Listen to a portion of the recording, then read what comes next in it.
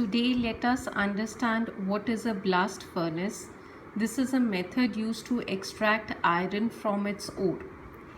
This is an entire blast furnace where the top is known as the cone through which ore, limestone and coke are added.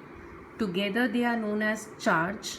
Ore is hematite, limestone is calcium carbonate and carbon is the reducing agent. They are poured from here through this funnel and they are made to enter this furnace. This furnace is made up of bricks. Down below you would observe there are two inlets for blast of air and oxygen. Means oxygen and air are made to enter through this. Next we observe the following equations. First of all, understand this is the iron ore which on combination with carbon monoxide can be obtained by the combination of this coke or carbon and oxygen coming from below. The union would give you carbon monoxide.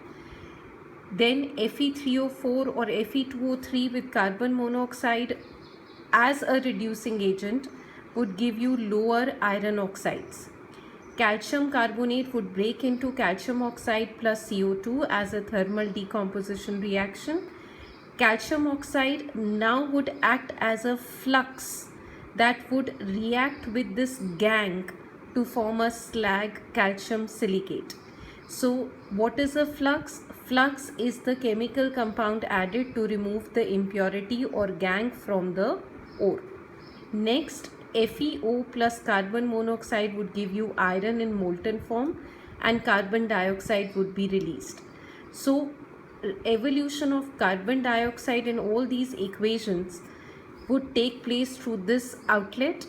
So carbon dioxide gets removed.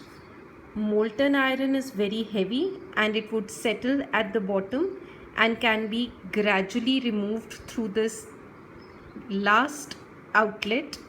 This is the outlet for gangue plus flux combination known as slag.